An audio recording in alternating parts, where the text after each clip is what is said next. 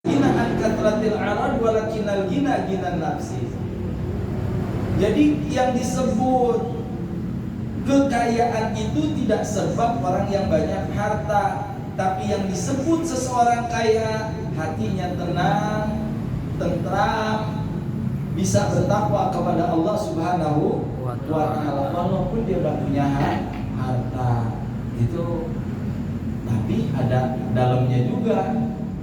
Bagaimana mungkin kita bisa tenang hati kalau kita lagi ibadah, lagi sholat, masih banyak urusan dunia kan gitu ya? Betul? Contohnya Ilu ada kreditan motor, kata Ilu di rumah takwa baik, bagaimana kata Allah baik, yang penting hati tenang, pikiran tenang.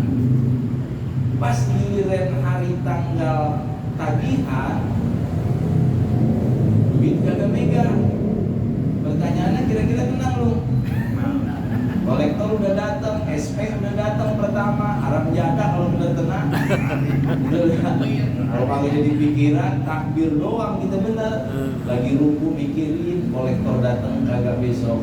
Itu artinya bahwa ketenangan itu nggak gampang untuk didapatkan. Selagi masih kita itu bumbu dunia, ketenangan itu susah untuk kita dapatkan. Makanya kan sebagian ulama, kredit itu kan haram. Jawab paham ya? Kita kredit motor haram. Gak usah kredit motor, iya, cuman ada dalil yang memperbolehkan. Kalau kredit tidak boleh ijab ada dua perkara, ya di kredit ongko ya cash ongko, itu yang nggak boleh dalam fikih itu. Kalau Anda bicara kredit jangan bicara cash. Kalau bicara cash jangan bicara kredit. Wahyu aja wahyu. Kata Pani, yuk mobil berapa yuk? Kalau kredit segini, kalau cash segini, riba jadinya. Karena ijab dan kabul nggak ada dua perkara yang bersatu antara kredit dan juga cash. Solusinya gimana? Jangan sebut cashnya. Yuk, mobil berapa yuk? Kredit segini, udah selesai. Gitu. Pas giliran minggu depan kemudian, yuk mobil berapa? Cash segini, udah. Jadi satu poin satu, jangan dua digabungin. Itu yang nggak boleh.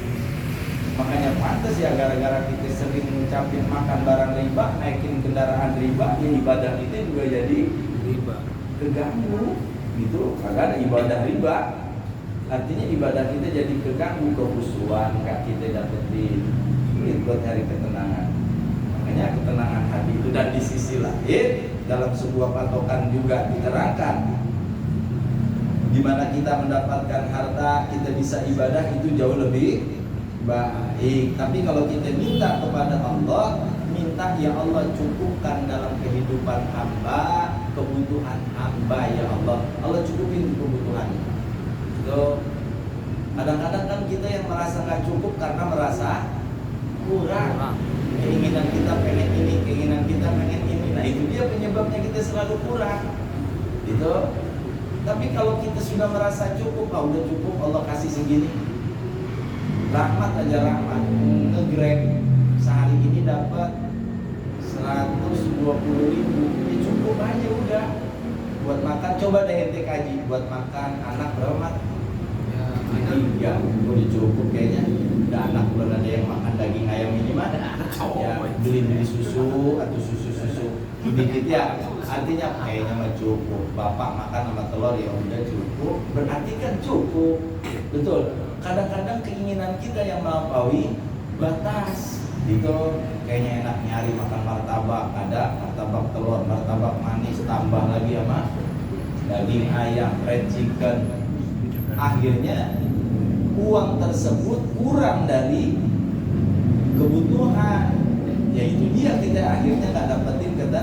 Padahal Allah udah nyukupin, cuman kitanya ya tidak merasa cukup itu. Gitu. Makanya kita harus pola pikir kita, idza aradna syai'an fadkur akibatahu. Jadi kalau kita ingin melakukan sesuatu perkara, maka mikir-mikir dulu akibatnya. Karena setiap perkara yang kita kerjakan pasti ada akibat. Jangan kita enak tapi kita nggak mikirin nggak enaknya. Di saat kita mikirin enak, pikirin juga nggak enaknya. Ente sekarang dikasih harta berlimpah, pikirin di saat harta ini akan dihilangkan oleh Allah karena ini titipan. Kalau itu udah ada di pikiran, di saat ente dibanting sama Allah, ente tetap bisa tawakal kepada Allah. Kebanyakan orang stres kan begitu, karena nggak nerima keadaan. Kalau kata Riri mah, rizki masih di lauhil mahfuz, masih di langit keempat, itu udah mikirin turun kakak ujung-ujungnya kita yang gila. Itu betul. Ya makanya pikirin akibat dampaknya. Yang enaknya aja yang enak. Ntar ini disiapin makan, kata Arham makan pindang. Kalau ada pindang, sayur rebung. Pindang bambu namanya. Ya ada pindang. Kelihatan enak, seneng gak kita? Seneng. Apalagi emang kita belum makan. Ini saya kasih analogi begitu dah. Ngelihat makanan enak, main hantam aja tuh makanan. Kita nggak mikirin perut di saat kenyangnya. Udah begitu kalau buang airnya bagaimana dan di mana tempat buang airnya, dan di saat buang air keluarnya enak apa kagak. Itu orang yang seharusnya mikirnya itu. Kadang-kadang kan kita nggak mikirin itu. Apa urusan besok, gimana besok? Abang diajar, giliran mau buang air, WC kagak ada. Itu sekalinya ada WC, ada yang ngisi. Apa kagak kebelet sampai perut-perut? Kan seneng tapi nyusahin.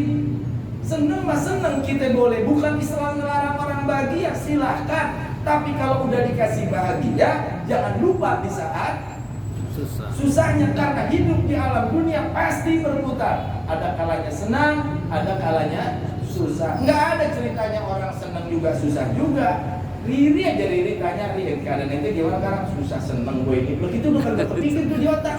Ongkos susah, ongkos seneng. Gitu. Dan di mana-mana, makanya saya sering bilang, kita di mana-mana bisa makan, bisa nggak bisa siul. Bisa siul kalau kita berhenti makan.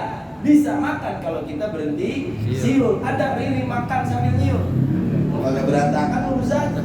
Makanya bahwa hidup di alam dunia ini pasti berputar. Ada kalanya kita di atas, ada kalanya kita di bawah. Nah di saat kita di atas, Allah kasih kepercayaan. Di saat Allah kasih kepercayaan, jangan kita sia-siain. Kalau kita sia-siain, pasti kita udah melampaui batas. Kalau udah melampaui batas, Allah banting, Allah angkat, kita gak akan pernah mau menerima dengan takdir Allah. Itu makanya di situ juga, di saat kita senang jangan lupa Allah, di saat kita susah jangan lupa Allah. Kadang-kadang kita terbalik, di saat kita susah kita kenal Allah, di saat kita senang lupa sama Allah. Itu biasa rata-rata manusia. Padahal di saat kita susah kita ingat Allah, saking susahnya kita ngadu ke Allah, karena apapun semuanya adalah milik Allah. Kesusahan kita diangkat jadi kebahagiaan. Di saat kita bahagia, kita tidak lupa dengan Allah, masih terus kita deketin Allah. Suatu waktu pasti kita akan dibanting oleh Allah, diuji oleh Allah. Wa akibatul lil muttaqin. Allah akan menguji orang-orang yang bertakwa. Nabi Ayub di mana kurangnya sih? Coba. Nabi Ayub. Terus Nabi yang kaya siapa? Hah? Nabi yang kaya yang nyampe harta melimpah semuanya habis. Nabi Ayub alaihissalam diujinya nggak tanggung-tanggung. Sampai konon dalam tafsir cuma jantung dan lisannya doang yang masih utuh. Apa kata Nabi Ayub alaihissalam? Ya Allah, kalau kau ingin menguji hamba dari ujung rambut sampai ujung kaki, saking panasnya penyakit itu digaruk rontok, itu penyakit daging kagak ada yang utuh. Malah konon cuma jantung sama lisan doang. Sampai Nabi Ayub berdoa kepada Allah, ya Allah, jikalau saja kau habiskan lisan hamba, kau habiskan dengan penyakit ini jantung dan hati hamba, bagaimana hamba akan bersyukur akan nikmat yang kau berikan. Kalimatnya lihat, bagaimana hamba bisa bersyukur atas nikmat yang kau berikan. Insya Allah. Ada tingkatan kita begitu, dikasih susah masih syukur aja. Paling syukurin, paling begitu, bukan syukurin. Padahal nikmat kita beda, ujian kita sama Nabi Ayub. Memang beda. Tingkatan Nabi mah diujinya nggak tanggung-tanggung. Itu karena keimanannya sudah meningkat. Kita ujian kita, jangankan kita dengan Nabi, yang hadir di sini aja ujiannya beda-beda. Karena Allah tahu mana yang kuat dan tidak kuat. Hari ini Pani lagi diuji oleh Allah. Kita nggak tahu ujian apa yang Pani alami. Tapi Arham juga lagi diuji sama Allah. Poinnya sama, masing-masing diuji. Tapi jangan samakan ujian Anda dengan ujian anak sekolah. Satu kelas diuji mah diuji, sama pertanyaannya, sama persoalannya. Walaupun satu sekolahan, ujiannya kelas 1 pasti beda dengan ujian kelas 2. Tergantung bagaimana keadaan si anak tersebut. Sama kita juga begitu. Ujian Arham sama ujian Pani beda, nggak mungkin sama. Sebab masing-masing punya kebutuhan yang berbeda dalam urusan dunia. Pani kan pengantin baru, ujiannya sedikit, baru diorak-orak doang. Arham pengantin lama. Ujian pengantin lama, pengantin baru pasti berbeda.